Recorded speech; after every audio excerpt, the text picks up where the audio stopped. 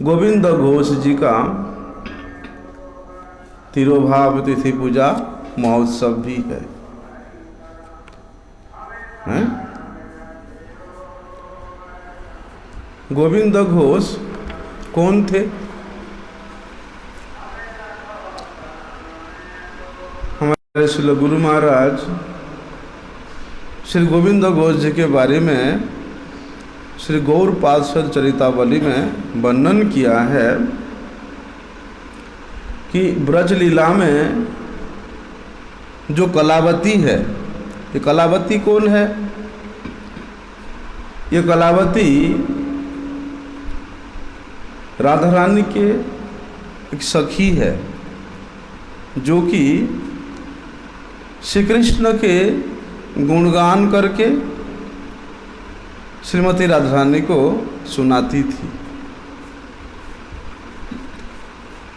वही कलावती श्री गौरांग लीला में श्री गोविंद घोष के रूप में प्रकट हुए हैं। कहाँ प्रकट हुए थे?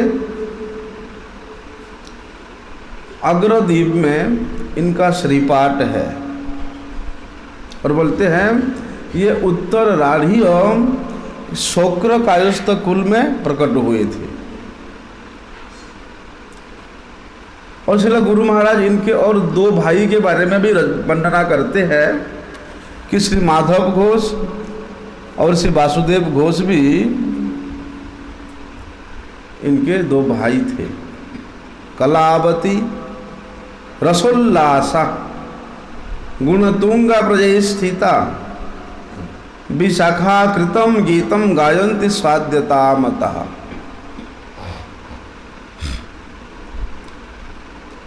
श्री विशाखा जी जिस प्रकार से श्री कृष्ण के गुणगान को लक्ष्य करके माध्यम बना करके गीत रचना करती थी, वही गीत को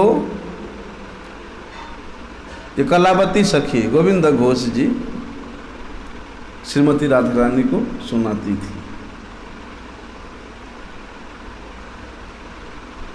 और वही गोविंद घोष श्रीमन महाप्रभु जी के लीला में भी बोलते प्रसिद्ध सुकंठ गायक थे। ना ही अकेले, उनके दोनों भाई भी कीर्तन करने में, गान करने में सुप्रसिद्ध थे। सुकृति माधव घोष कीर्तने तत्पर हेनो कीर्तनिया नाई पृथ्वी भीतर। कहते हैं कि ये माधव घोष इतने सुकृतिशाली थे कि स्वयं महाप्रभु जी अपने पास में बिठा करके इनसे कीर्तन सुनते थे। क्यों? क्योंकि माधव घोष हमेशा संकीर्तन में तत्पर रहते थे। वहाँ पर तो चैतन्य भागवत में वृंदावन दास ठाकुर ने वर्णन किया है कि उस समय कि माधव घोष जैसा सुप्रसिद्ध कीर्तनिया इस पृथ्वी में दूसरा कोई नहीं था। इतने सुंदर कीर्तन करते थे। हाँ, कीर्तन रचना भी करते थे और उसको गाते भी थे। कहते हैं जहार कहे नो वृंदावन गायन नित्यानंद स्वरूपेर महाप्रियतम। बोलते श्री नित्यानंद प्रभु जी और श्री स्वरूप दामोदर गोस्वामी जी के ये अत्यंत प्रिय थे, इसलिए सभी इनको वृंदावन के सुप्रसिद्ध गायक के रूप में कहते थे। वृंदावन का गायक के रूप में इनको कहते थे। माधव, गोविंद, वासुदेव तीन भाई गाइते लागिला नाचे ईश्वरीर। जब ये तीनों भाई गाते थे तो साक्षात श्री गौरांग महाप्रभु और श्री नित्यानंद प्रभु नृत्य करते थे, नाचने लगते थे। इनका गान सुनने मात्र से ही नाचने लगते थे।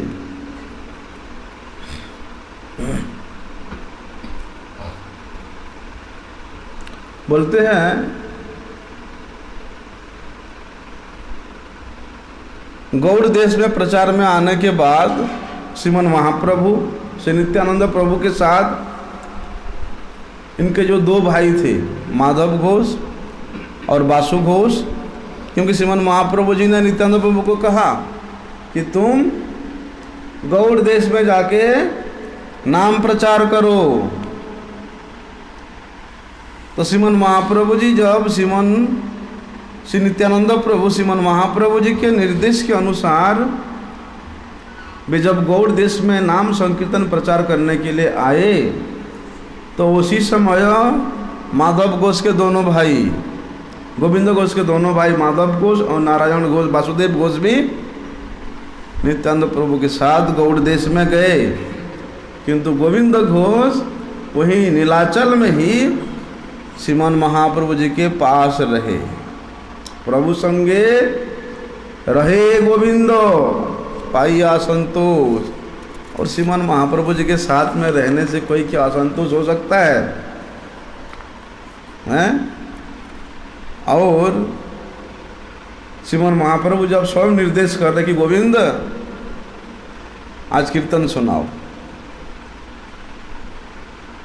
हाँ, भगवान निर्देश दे रहे भक्त को कि कीर्तन सुनाओ, कैसा आनंद है। इसीलिए गोविंद घोष को श्रीमन महाप्रभु श्री गौरांग महाप्रभु के शाखा में गिने जाते हैं।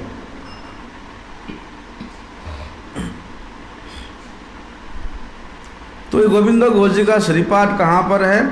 अग्रद्वीप में, काशीपुर में विष्णुतला नाम का स्थान है, वहाँ पर गोविंद घोष जी का श्रीपाठ है। किसी किसी लोग कहते हैं कि वैष्णव तला में इनका आविर्भाव हुआ था। किंतु गोविंद घोष श्रीमन महाप्रभु जी के साथ श्रीवास आंगन में जब संकीर्तन होता था, वहीं पर गोविंद घोष भी गाते थे।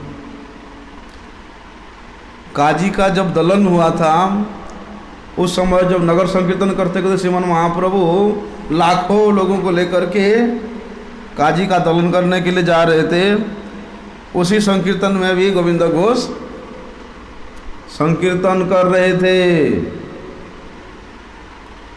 और राघव भवन में जब श्रीमन महाप्रभु संकीर्तन राज करते थे, वहाँ पर भी गोविंद घोष संकीर्तन करते थे। उसके बाद तो जगन्नाथपुरी में प्रत्येक वर्ष रथाग्रह में, रथ के आगे में श्रीमन महाप्रभु गौड़ देश से आए हुए समस्त भक्तों को लेकर के 7 मंडली बना करके संकीर्तन करते थे। तो 7 मंडली में से जो चौथा मंडली था, वो चौथा मंडली का मुख्य कीर्तनिया के रूप में गोविंद घोष थे। और वहाँ पर वक्रेश्वर पंडित उस मंडली के मुख्य नृत्य करने वाला थे। तो श्री गोविंद घोष जी ने श्रीमन महाप्रभु जी के निर्देश के अनुसार एक कृष्णशिला प्राप्त किया था। और वो कृष्णशिला का सेवन करते करते करते वो कृष्णशिला से साक्षात गोपीनाथ जी को प्रकट किया। वहाँ पर अग्रद्वीप में अभी भी है। वो कृष्णशिला का सेवन करते करते गोविंद घोष जी के भक्ति भाव से वो शिला से साक्षात गोपीनाथ जी प्रकट हुए। श्रीमन महाप्रभु जी का निर्देश था गोविंद घोष को कि तुम गृहस्थाश्रम में रह करके ही भजन करो। तो श्रीमन महाप्रभु जी का उस आदेश को पालन करके उन्होंने गृहस्थ धर्म को अवलंबन किया था। लेकिन कुछ लोग ऐसा कहते हैं, प्रवाद करते हैं कि गोविंद घोष अपनी स्त्री के प्रति और पुत्र के प्रति उनका अत्यधिक प्रेम था। तब वे स्त्री और पुत्र जब चले गए, जब मर गए, तब गोविंद घोष बड़े चिंतित हुए, हाय हाय मेरे पुत्र भी मर गया, अब मेरा पिंडदान कौन करेगा? एक ही पुत्र था, वो भी मर गया, अभी मुझे पिंड देने वाला कोई नहीं बचा। तो साक्षात गोपीनाथ जी स्वप्न में प्रकट होकर के गोविंद घोष को कहते हैं, गोविंद तुम चिंता क्यों करते हो? तुमने भी तो मुझे प्रकट किया, इसलिए मैं ही तुम्हारा पुत्र हूँ, इसलिए चिंता मत करना, तुम्हारा पिंडदान मैं स्वयं करूँगा। और ऐसे ही हुआ। जब गोविंद घोष नित्य लीला में प्रवेश किया, तिरुदान लीला किया, तब उसके अगले दिन स्वयं गोपीनाथ जी, जिनका उन्होंने सारा जीवन सेवन किया, वे गोपीनाथ जी आकर के उनका पिंडदान किया। और ऐसा एक रीति आज भी प्रचलन है कि आज के दिन, तिरुभाव के दिन, वहाँ गोपीनाथ जी मंदिर जो है श्रीपाठ है, उस श्रीपाठ से गोपीनाथ जी को लेके आते हैं और उनके द्वारा गोविंद घोष का पिंडदान कराते हैं। आज भी वहाँ बड़ा उत्सव मनाया जाता है। ऐसा आज के दिन में चैत्र कृष्णा द्वादशी तिथि को गोविंद घोष जी का तिरुभाव हुआ था। उन्होंने बहुत सुंदर सुंदर कीर्तन भी रचना किया है। और आज श्रीमन महाप्रभु जी का बराह नगर में शुभ पदार्पण है, शुभ विजय महोत्सव है। हाँ, विजय मतलब पदार्पण ही होता है। क्या हुआ था? कहाँ पर है बराह नगर, पता है आपको? हाँ, ये साउथ कोलकाता में पड़ता है। बराह नगर जो है ना, साउथ कोलकाता में ही पड़ता है। जब श्रीमन महाप्रभु जी काटवाया में केशव भारती जी से संन्यास लिया, संन्यास लेने के पश्चात उन्होंने शांतिपुर होते हुए, पानीहाटी होते हुए वे जगन्नाथपुरी की ओर जब प्रस्थान कर रहे थे, तो जगन्नाथपुरी जाने के रास्ते में उन्होंने ये बराह नगर में गया था, वहाँ वे रुके थे। क्यों? श्रीमन महाप्रभु जानते थे कि बराह नगर में एक पंडित था जिनका नाम था रघुनाथ पंडित। वास्तव में वे पंडित तो पंडित ही थे, श्रीमद् भागवत के मर्म को समझने वाले, श्रीमद् भागवत की व्याख्या करने वाले। तो श्रीमद् महाप्रभु जो पहले से वो रघुनाथ पंडित के बारे में सुनते थे कि इसे श्रीमद् भागवत का सुंदर व्याख्या करते हैं बोल के। लेकिन आज संन्यास लेने के पश्चात से जगन्नाथपुरी जाते जाते उन्होंने उस बराह नगर में पदार्पण किया और उन्होंने उस रघुनाथ पंडित के पास गए।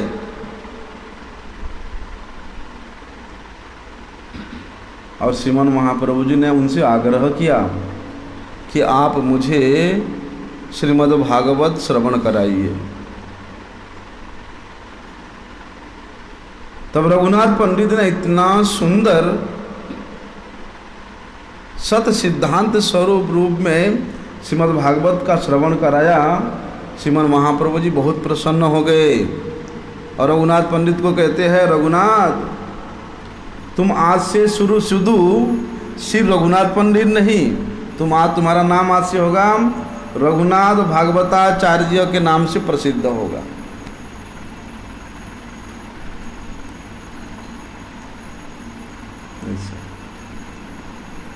और श्रीमन महाप्रभु जी के निर्देश के अनुसार उन्होंने एक ग्रंथ रचना किया जिसका नाम है श्री कृष्ण प्रेम तरंगिणी। मैं पहले मेरे पास था, प्रथम स्कंद से नवम स्कंद तक उन्होंने प्रत्येक श्लोक के मर्मार्थ को बंगला भाषा में लिखा है, पैर के माध्यम से। पहले मेरे पास था, पता नहीं फिर वो ग्रंथ कहाँ चला गया। हमारे मठ से हमारे गुरुजी ने उसको छपवाया था और उसके प्रस्तावना में गुरुजी का सुंदर लेख भी है। उसके 10वें स्कंद से 12 स्कंद तक उन्होंने श्लोकार्थ के साथ में मूल अर्थ का व्याख्यान किया है श्री कृष्ण प्रेम तनोगिनी के नाम से। तो आज उसी वराहनगर में आज के दिन में श्रीमन महाप्रभु जी का पदार्पण हुआ था, शुभ विजय हुआ था, जिसके कारण श्रीमन गौड़ीय वैष्णवगण आज की तिथि को उत्सव के रूप में मनाते हैं। समझा? आज पक्षवर्धिनी महाद्वादशी तिथि है।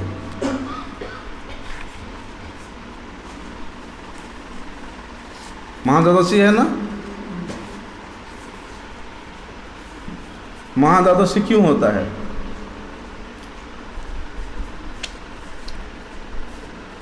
बोलते हैं कि अमावास्या और पूर्णिमा,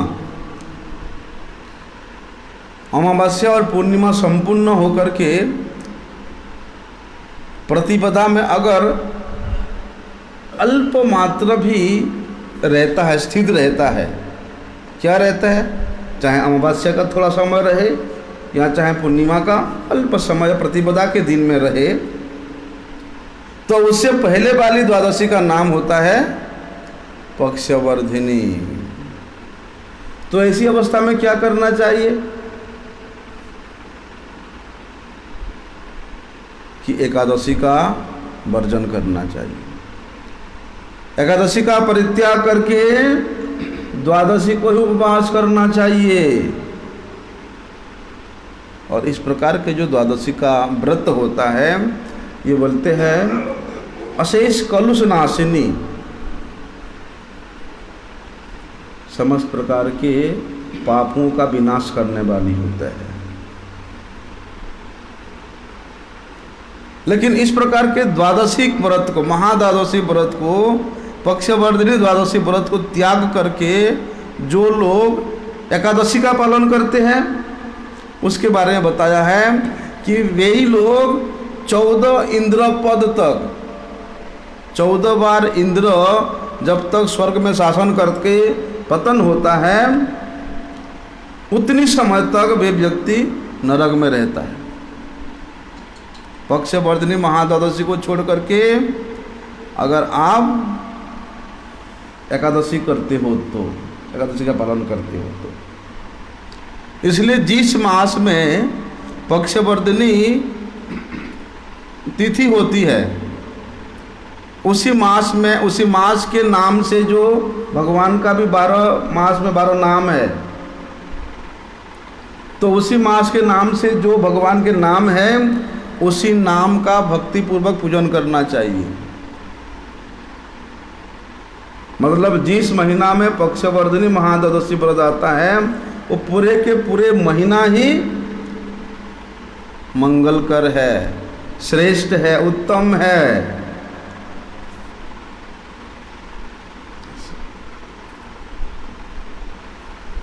अभी व्रत क्यों करना चाहिए,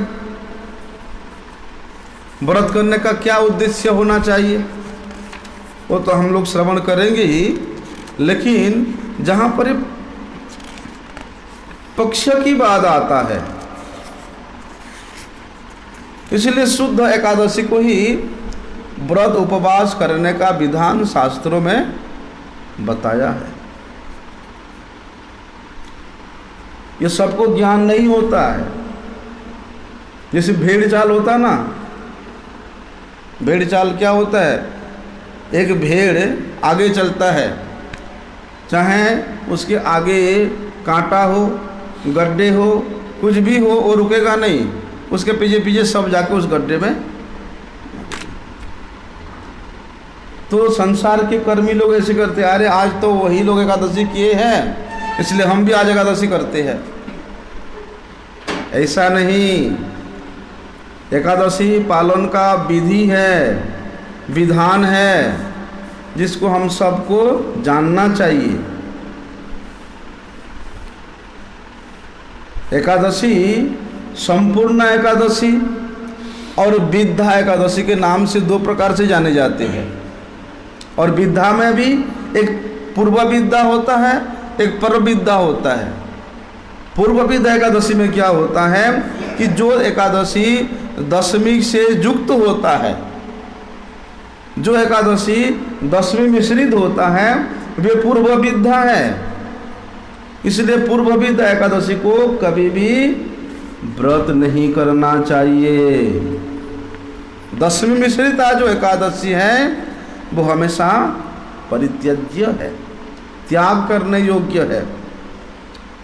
लेकिन जो संपूर्ण एकादशी है या जो परविद्या, यानी जिस एकादशी में द्वादशी का अंश आता है, द्वादशी युक्त है, परविद्या बोलते हैं, वे एकादशी शुद्ध है।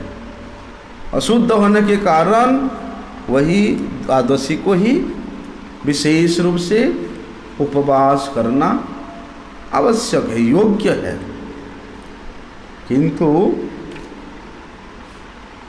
दशमी युक्त एकादशी में, दशमी विद्या एकादशी में, पूर्व विद्या एकादशी में कभी भी व्रत नहीं करना चाहिए। शास्त्र बताया है, हम नहीं बता रहे हैं।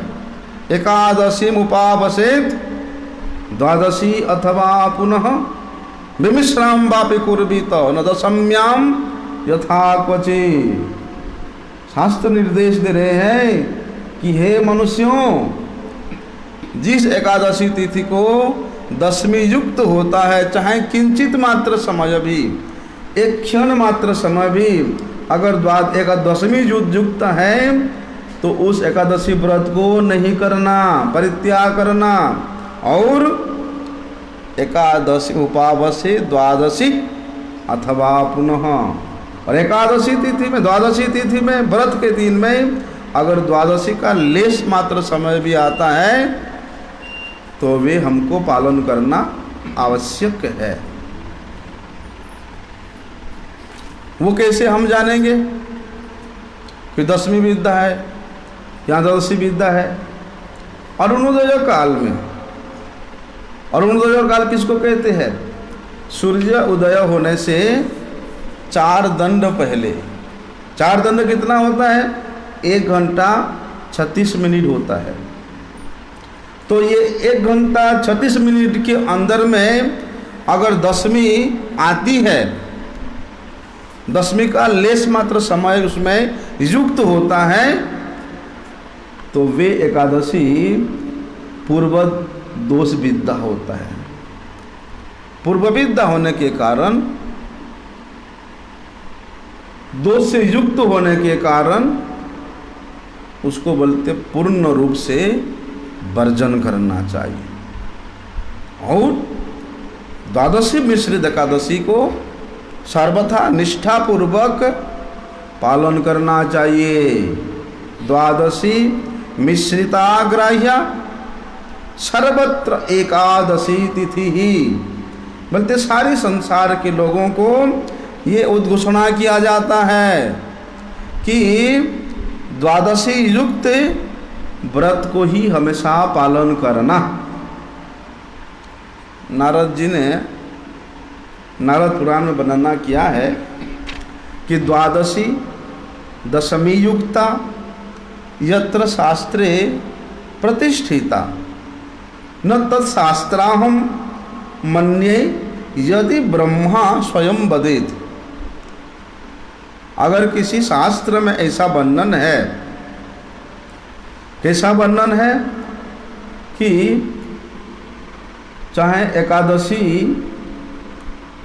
दशमी विद्या ही क्यों ना हो, वही एकादशी पालन करना है। अगर किसी शास्त्र में वर्णन है ऐसा,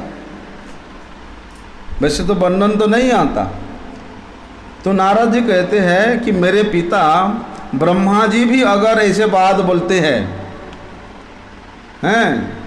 कि न तो शास्त्र हम यदि मन्ने ब्रह्मा यदि बदेत, अगर ब्रह्मा जी भी कहे कि दशमी युक्त एकादशी पालन करो, अगर किसी शास्त्र में ऐसा वर्णन है ब्रह्मा जी का बात, तो वे शास्त्र रूप में गण्य नहीं है, नहीं गिन सकते। वरम अगर गंडगोल है। किस प्रकार के गंडगोल है? संदेह है। अरे वो बोलता है आज दशमी है, वो बोलते आज एकादशी है।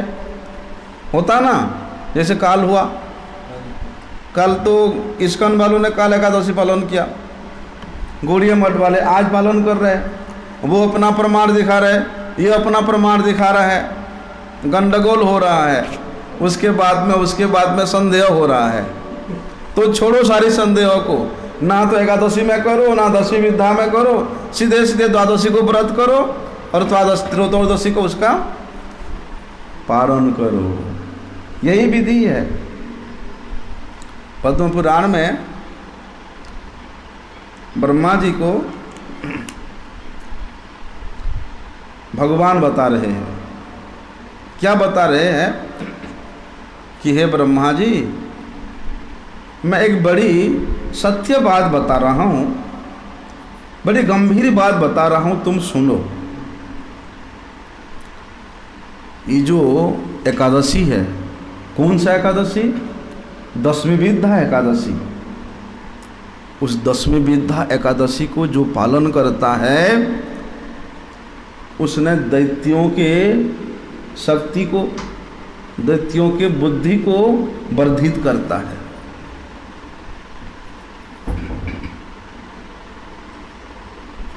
बताया है, वासरम दशमी विद्याम दैत्यानाम पुष्टिवर्धनम, कि तुम दैत्यों को क्या कर रहे हो? पुष्ट कर रहे हो। असुरों को तुम शक्ति प्रदान कर रहे हो।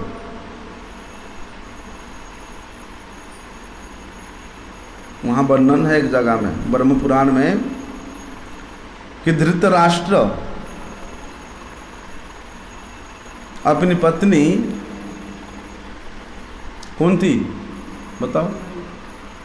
है? गांधारी। पहले धृतराष्ट्र ने गांधारी के साथ एकादशी पालन करते थे, लेकिन कौन सा एकादशी?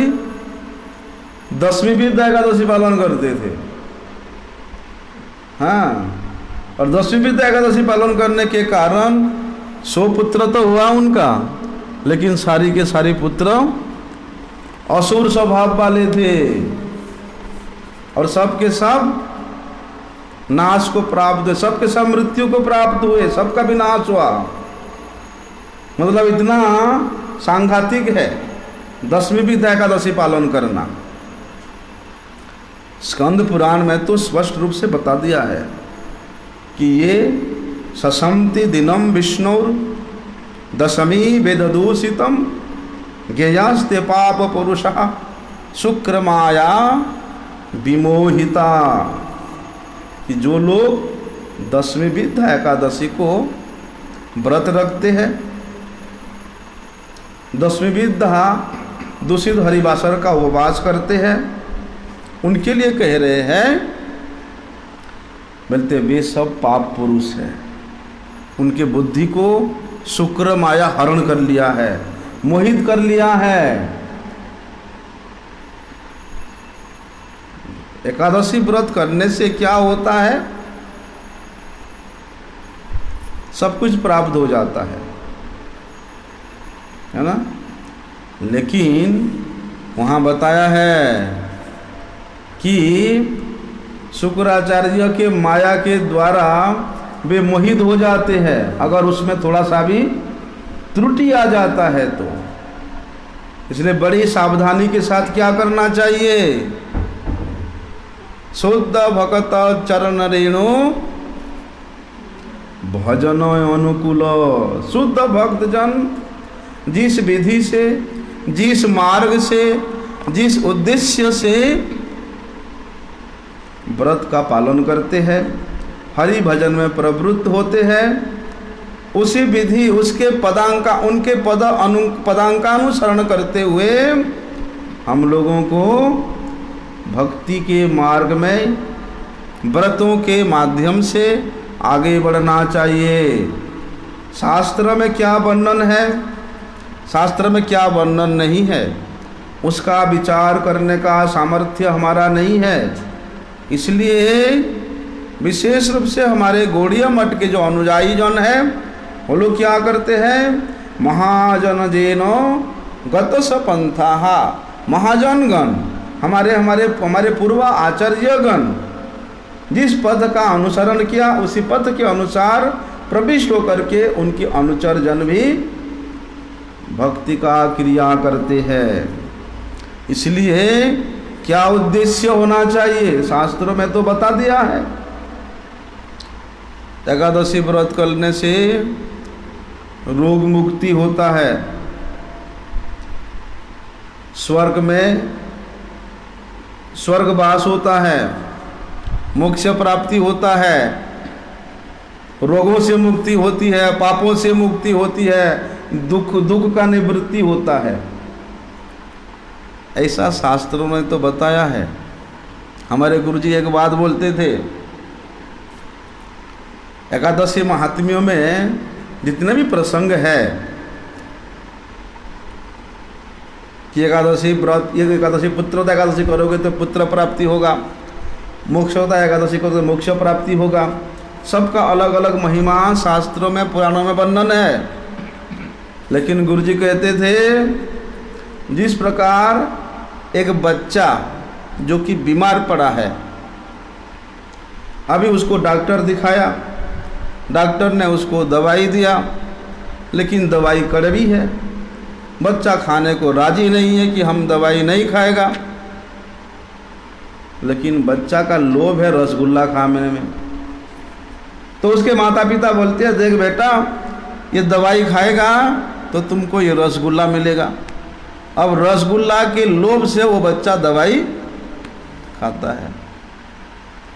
उसी प्रकार शास्त्रों में पुराणों में ये सब गौण फल के बारे में, अवान्तर फल के बारे में बताया है, लेकिन उसका उद्देश्य ये नहीं होना चाहिए।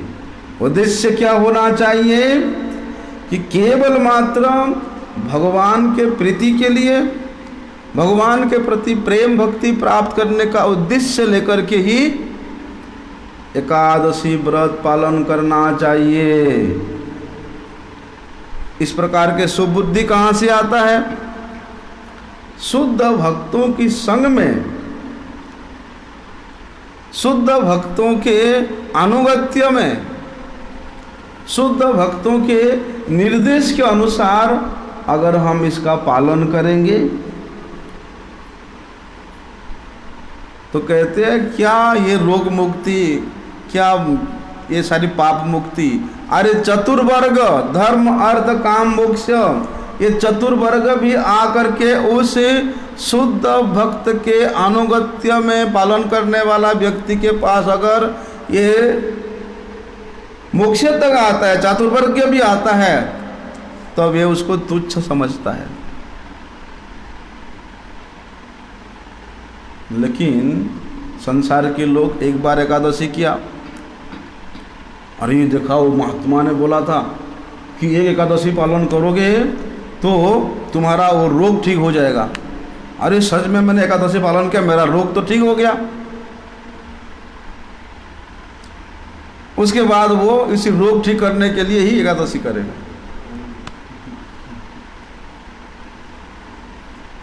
लेकिन अगर भक्त शुद्ध भक्त के संग में एकादशी पालन करते हैं तो चातुर्वर्ग भी अगर हाथ में आता है, मुक्ति भी हाथ में आता है, तो उसको ग्रहण नहीं करते हैं।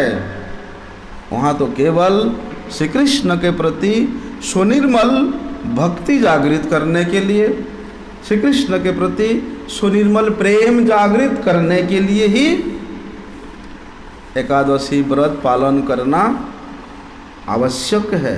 बताया है धर्मोपरि मतिर नित्यम कृष्णे भक्ति सुनिर्मला पातके नैव लिप्यते दशभी द्वादशी भक्ति तो नरः। इसलिए अन्य अन्य कामनाओं को छोड़ करके केवल मात्र भगवान के चरणों में सुनिर्मल भक्ति प्राप्त करने का उद्देश्य लेना चाहिए। लेकिन जो साधारण मनुष्य है वो एकादशी व्रत के इतनी अतुल महिमा को समझ नहीं पाते हैं। लेकिन ये हरि भक्ति रूपी जो महादेवी है, ये हरि भक्ति रूपी महादेवी के, एकादशी रूपी महादेवी के पीछे में बोलते सब प्रकार के मुक्ति, सब प्रकार के सिद्धि दासी के तरह उसके अनुगमन करते हैं। मुक्ति प्राप्त करने के लिए, स्वर्ग प्राप्त करने के लिए, सिद्धि प्राप्त करने के लिए कितना कठोर परिश्रम करना पड़ता है, हैं? कितना तपस्या करना पड़ता है, कितना योग साधना करना पड़ता है, किसको प्राप्त करने के लिए? मुक्ति प्राप्त करने के लिए, सिद्धि प्राप्त करने के लिए। लेकिन यहां तो कह रहे हैं कि हरि भक्ति महादेव्या सर्वा मुक्तादि सिद्धये भुक्त्य यश्चात् तथाश्चेति चोटिका बदर का बदना अनुव्रता। यहाँ तो बता रहे हैं कि सिर्फ एकादशी पालन करो तो सब प्रकार के मुक्ति, सब प्रकार के सिद्धि तुम्हारे पास आ जाएगा। क्योंकि एकादशी देवी के पीछे पीछे सब मुक्ति सिद्धि दासी की तरह काम करते हैं, दासी के तरह उनका अनुगमन करती है। इसलिए क्या करना चाहिए? एकादशी व्रतम नाम सर्व काम फलप्रदम कर्तव्यम सर्वदा विष्णु, कर्तव्यम सर्वदा विप्रेर विष्णु प्रेरणा कारणम, केवल मात्र सर्व काम फलप्रद एकादशी व्रत इसी उद्देश्य से करना चाहिए जिससे भगवान श्री विष्णु, भगवान श्री कृष्ण संतुष्ट हो जाए। उनके संतुष्टि के लिए ही, उनके प्रसन्नता के लिए ही एकादशी व्रत पालन करना चाहिए। गर्ग संहिता में वर्णन आता है, पढ़ा कभी गर्ग संहिता? नाम सुना? नाम सुना। वहाँ वर्णन आता है कि समस्त गोपियाँ श्रीमती राधा रानी से पूछती है कि हे राधिके, तुम श्री कृष्ण के इतनी प्रिय कैसे हुई? क्या कारण है? हम लोग क्यों नहीं हुए? ऐसा तुमने क्या व्रत किया, क्या तपस्या किया कि तुम श्री कृष्ण को इतना प्रसन्न किया कि आपके बगैर श्री कृष्ण एक निमिष काल भी नहीं रहते हैं? तब श्रीमती राधा रानी कहती हैं कि गोपियों देखो, अगर तुम भी श्री कृष्ण को प्रसन्न करना चाहती हो तो एकादशी व्रत का पालन करो। इस एकादशी व्रत पालन से ही वे श्याम सुंदर वशीभूत होते हैं। श्री कृष्ण से प्रसादार्थम कुरुते एकादशी व्रतम तेन वश्यो हरि साक्षात भविष्यति न संशय। इसमें किसी प्रकार के संशय नहीं है। निश्चित रूप से भगवान हरि श्री कृष्ण तुम्हारे बस में हो जाएंगे अगर केवल उनके प्रसादार्थ, उनके प्रसन्नता के लिए, उनके खुशी के लिए करोगे तो। क्या करोगे तो? एकादशी करोगे तो।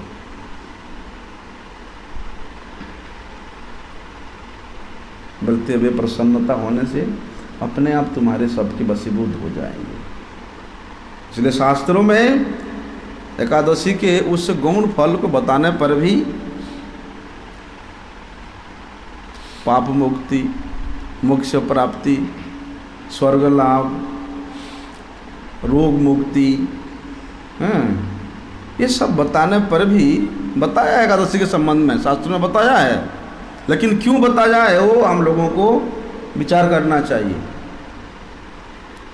क्योंकि एकादशी जो है ये चिंतामणि समा शेषा अथवा विनिधि स्मृता कल्पपाद प्रेक्षा व सर्वदेव सर्ववेदोपमथगा। कहते हैं जिस प्रकार से चिंतामणि होता है, चिंतामणि को हाथ में लेकर के कुछ भी चिंता करो वो तुम्हारे सामने आ जाएगा। कल्प वृक्ष के नीचे बैठ कर के कुछ भी चिंतन करो वो हो जाएगा। उसी प्रकार एकादशी तिथि भी कि कल्प वृक्ष सदृश है। एकादशी तिथि भी चिंतामणि स्वरूप है।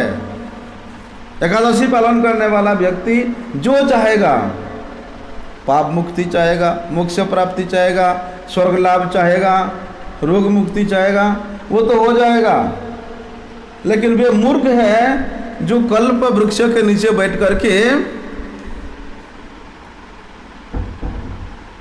क्या सोचता है, सोना चाहता है। उस व्यक्ति ने, उस ब्राह्मण ने भिक्षावृत्ति करता था।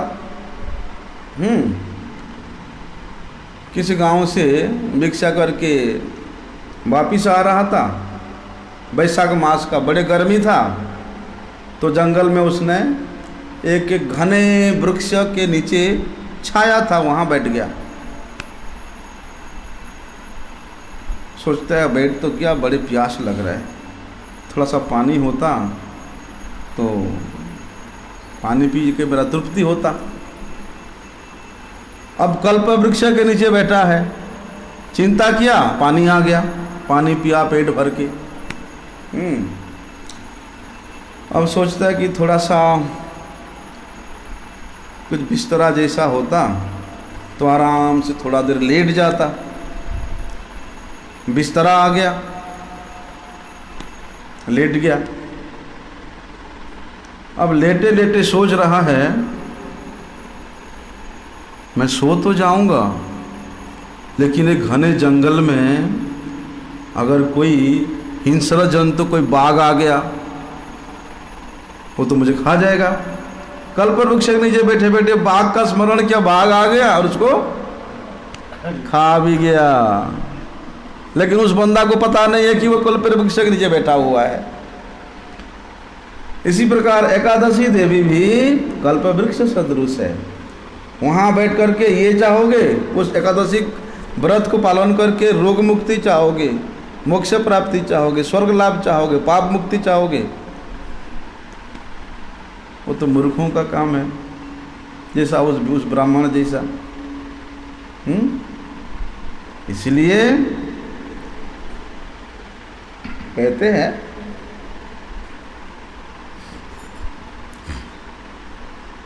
एकादशी व्रत ये सब अवान्तर कामनाओं को लेकर के, ये सब गौण इच्छा को लेकर के कभी भी नहीं करना चाहिए। क्योंकि एकादशी तो सर्वसमर्था है, वे सब कुछ देने में, सब कुछ प्राप्त कराने में परम समर्था है। लेकिन जो सकाम मनुष्य है, जिसके अंदर फल प्राप्ति का इच्छा है, ऐसे व्यक्ति शुद्ध भक्ति के महिमा के संबंध में नहीं जानता है शुद्ध भक्ति क्या होता है। इसीलिए शास्त्रों में ऐसे व्यक्तियों के लिए, ऐसे मूर्ख व्यक्तियों के लिए गौण फल का वर्णन है। गौण फल मतलब है छोटे छोटे फल। इसके बारे में वर्णन उनके लिए क्या है। चैतन्य भागवत में तो एक जगह में स्पष्ट रूप से वर्णन है कि वेद जो है ये हमेशा स्वर्ग की ओर इशारा करते हैं। और लोग जानते हैं अरे स्वर्ग प्राप्त करना मतलब वहाँ तो राजाओं जैसा रहना, स्वर्ग का सुख भोग करना मतलब स्वर्ग के अप्सरा है, स्वर्ग के धन संपत्ति है, स्वर्ग सुख तो स्वर्ग सुख ही होता है। लोग सुनते हैं स्वर्ग में ऐसा है वैसा है। इसलिए वेद में स्वर्ग सुख के बारे में तो वर्णन है। इसलिए लोग क्या करते हैं, उस स्वर्ग के पीछे पड़े रहते हैं। स्वर्ग जाना है, स्वर्ग जाना है, ये करना है, वो करना है। लेकिन उन मूर्ख लोगों के प्रति ये तो वेदों का दया है कि ये बेचारे ये संसार में पड़े पड़े सड़ जाएंगे, उससे अच्छा है कि थोड़ा सा प्रलोभन दूं इनको, स्वर्ग प्राप्ति का प्रलोभन दूं। तो उन मूर्ख लोग क्या करते हैं, उस स्वर्ग प्राप्ति के पीछे पड़े रहते हैं। लेकिन इन लोगों को विषय सुख अच्छा लगता है, संसार के सुख अच्छा लगता है। इसलिए उन लोगों के मन के बात को जानते हुए वेदों ने ये सब विधि विधान प्रवर्तन किया है। लेकिन इसके पीछे भी, वेदों के ये सारे पीछे भी एक रहस्य है।